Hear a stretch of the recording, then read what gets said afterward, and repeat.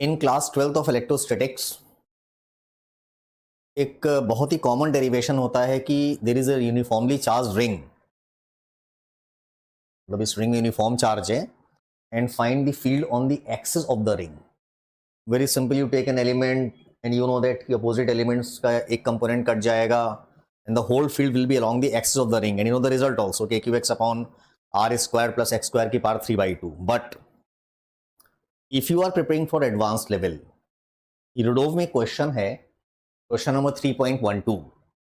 इसमें ring is non uniformly charged, मतलब कि इस सरकमफ्रेंस में चार्ज का डिस्ट्रीब्यूशन यूनिफॉर्म नहीं है. तो वो क्वेश्चन डिस्कस करेंगे आज हम.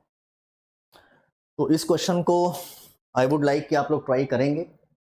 सो मैं यहाँ पे उस क्वेश्चन के स्टेप्स डिस्कस करूँगा और जो थोड़ी बहुत मैथमेटिकल पार्ट है I am leaving for the students कि वो उनको ज़रूर सॉल्व करें, because it's a very good question जिसमें आप थोड़ा 3D में इमेजिन कर पाओगे. Now let us talk about this question. Question देख मैंने लिखा हुआ है यहाँ पे, यूडोफ का ही क्वेश्चन है ये. इसमें जो डिस्ट्रीब्यूशन ऑफ चार्ज है lambda is equal to lambda naught cos phi है. लिख दे रहा हूं, चलिए. Lambda is equal to lambda naught cos phi. Lambda naught is a constant here. Phi जो है ना वो एंगल होगा, और वो एंगल कहां से लेंगे आप? अगर सपोज ये जेड एक्सिस है, मान लिया कि हमने ये Z axis suppose negative Z axis और ये प्लस जेड के कैप है ये, तो हम फाई जो है वो यहां से लेंगे हम ऐसे, ये फाई है. तो वी नो दैट कि अगर हम फाई को इंक्रीज करेंगे फ्रॉम 0 to 2 पाई, तो फर्स्ट क्वाड्रेंट में कॉस इज पॉजिटिव, सेकंड में नेगेटिव, थर्ड में नेगेटिव एंड फोर्थ में पॉजिटिव. प्लस उसकी डिस्ट्रीब्यूशन जो है ना वो keeps on changing like this, ऐसे, मतलब यूनिफॉर्म डिस्ट्रीब्यूशन नहीं है यहाँ पे. इसकी वजह से हमको एक जनरल पॉइंट पर फील्ड निकालनी है on the axis of the ring. तो मैं सपोज एक पॉइंट चूज करूं P, जिसकी डिस्टेंस रिंग के सेंटर से x है. वहां पे मुझे फील्ड चाहिए because of this non uniform distribution of charge. तो इसमें सब कुछ इमेजिनेशन है. अगर आप 3D इमेजिन कर पाए और वेक्टर की एक साउंड नॉलेज है आपको, sound in the sense physics के पॉइंट ऑफ व्यू से एवरेज नॉलेज भी अगर वेक्टर की है, तो आप इस क्वेश्चन को कर सकते हैं. अब देखिए, सबसे पहले हम लोग एक छोटा सा एलिमेंट लेंगे यहां पे, ये. रिमेंबर कि ये एलिमेंट उस रिंग के अंदर वाले पोर्शन पे है, मतलब बोर्ड के अंदर के प्लेन में. इस एलिमेंट की वजह से फील्ड इसके अलोंग होनी है, DE. अगर मैं इस एलिमेंट की वजह से फील्ड की वैल्यू लिख लूं यहां पे, और उस मैग्नीट्यूड को इस डायरेक्शन के यूनिट वेक्टर से मल्टीप्लाई कर दूं, remember this is not in 2 dimension, ये 3D में है, ये फिगर ही है. आई रिपीट कि मैं इसका मैग्नीट्यूड लिख लूं यहां पे, उसको मल्टीप्लाई कर दूं इस डायरेक्शन के यूनिट वेक्टर से, और उसको 3 कंपोनेंट्स के फॉर्म में लिख दीजिए, और तीनों कंपोनेंट्स को बारी बारी से इंटीग्रेट करिए ताकि whole circumference is covered, means phi will go from 0 to 2 pi. तो ये थॉट है इस क्वेश्चन को करने का. अब इसको इंप्लीमेंट कैसे करेंगे आप? सी, अगर हम सपोज मैंने इस वेक्टर को वेक्टर R मान लें, चलो हम. रिमेंबर कि इस वेक्टर R का एंगल नेगेटिव जेड एक्सिस से फाई है, और इस वेक्टर को स्मॉल r मान लें हम. A vector from not till this point, आप इसको यहां तक मानिए, ये वेक्टर स्मॉल r है. ये तो फील्ड का डायरेक्शन हो गया यहां पे. और आप ये लिखिए कि this vector r plus vector small r is equal to this vector OP. वो मतलब रिंग का सेंटर मान लेते हैं, चलिए.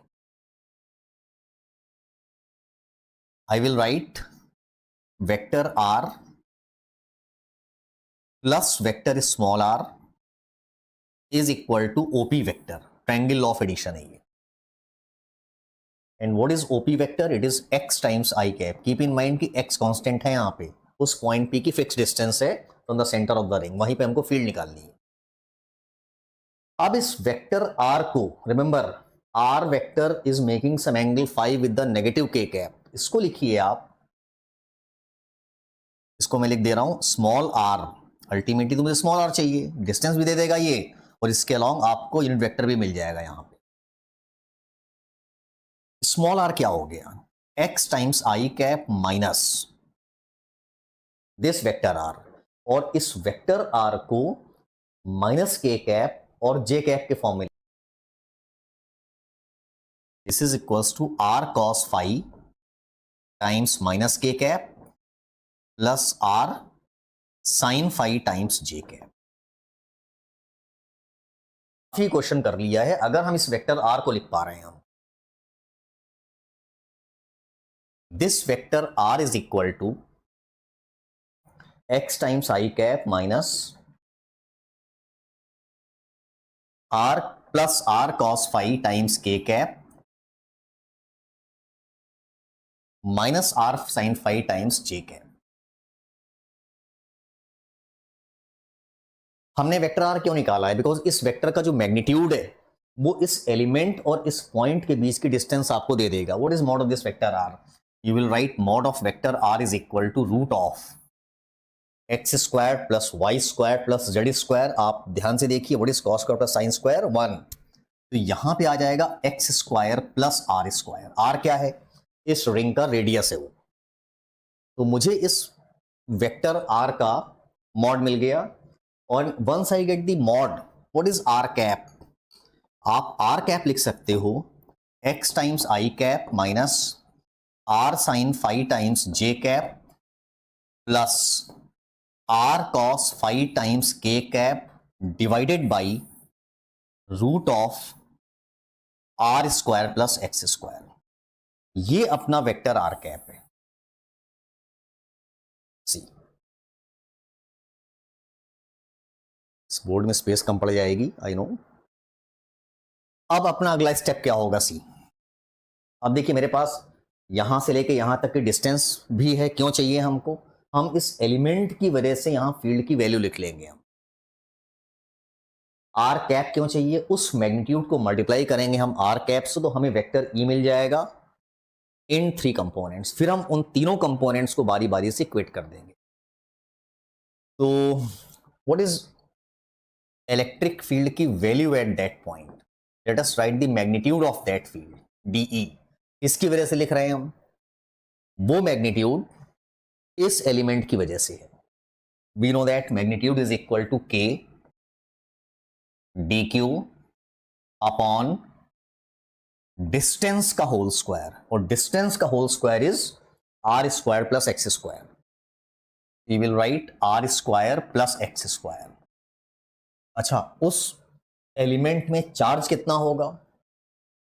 आप लिखिए इस एलिमेंट की थोड़ी सी लंबाई क्या होगी? Small thickness, length of this element is your r D phi.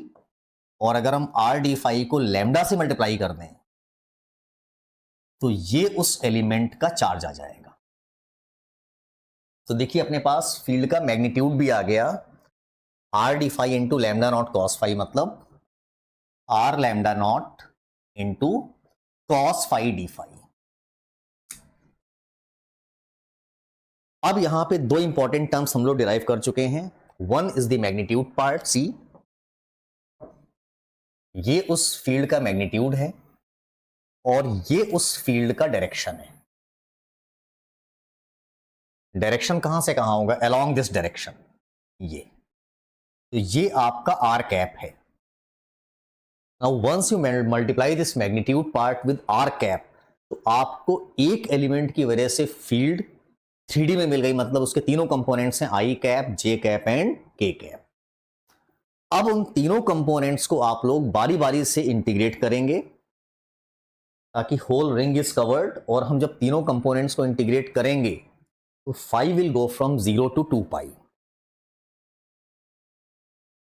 तो let me change the screen. So putting the values of DE and R cap, we get this expression. This is the mod of DE और ये हमने निकाला था are cap. तो इसको जब हम डिफरेंट कंपोनेंट्स के फॉर्म में लिखेंगे तो we will get E x is the integration of i component, और जब आप इसको इंटीग्रेट करेंगे in from 0 to 2 pi to cover the whole ring, it will come out to be 0। Similarly जब हम y कंपोनेंट को इंटीग्रेट करेंगे sin phi cos phi d phi, convert it into sin of 2 phi, और यहां भी जब आप limits लगाएंगे तो ये आएगा 0। बट जो उसका z कंपोनेंट था उसको जब हम इंटीग्रेट करेंगे, integration of cos square phi d phi, ये इंटीग्रेशन आसान है, आप यूज कर सकते हो cos 2 फाई वाला फॉर्मूला। तो ये आपका ये वाला टर्म आ जाएगा pi, this comes out to be pi. तो जब हम एक्सप्रेशन लिखेंगे फाइनल तो आप बोलोगे E along X 0, E along Y 0, but E along z होगा, and that equals to K lambda naught are square pi upon R square plus x square की power 3/2। That is K lambda naught are square pi upon R square plus x square की power 3/2। और यहाँ पे जो k की value है it is 1/4 pi epsilon naught. तो अपना जो फाइनल आंसर बन जाएगा that will be E along z axis is equal to lambda naught are square upon 4 epsilon naught are square plus x square की power 3/2। ये final answer है। We can conclude कि उस नॉन यूनिफॉर्मली चार्ज रिंग की axis में जो field है it is purely along z axis, और उसके x और y कंपोनेंट्स बोथ आर 0। और इसमें फिर हम अप्रोक्सीमेशन लगा सकते हैं कि suppose x is very large as compare to r, तो आप r को इग्नोर कर सकते हो, you will get lambda naught are square upon 4 epsilon naught times x cube. तो ये आपका फाइनल आंसर है जो कि क्वेश्चन में दिया गया था। इसमें देखिए लाइक दिस। अच्छा, अब नेक्स्ट वीडियो में हम लोग इसी क्वेश्चन को करेंगे यूजिंग डाइपोल मोमेंट, बिकॉज हम उस चार्ज रिंग को which is not uniformly charge उसको हम डाइपोल से भी रिप्लेस कर सकते हैं by finding its equivalent dipole, और जिस पॉइंट पर हमको फील्ड चाहिए वो पॉइंट बन जाएगा उस डाइपोल के बाइसेक्टर पे। So we will see in the next video. I hope this explanation is clear how to integrate in 3 dimension and find the field on the axis of the ring. Thank you so much.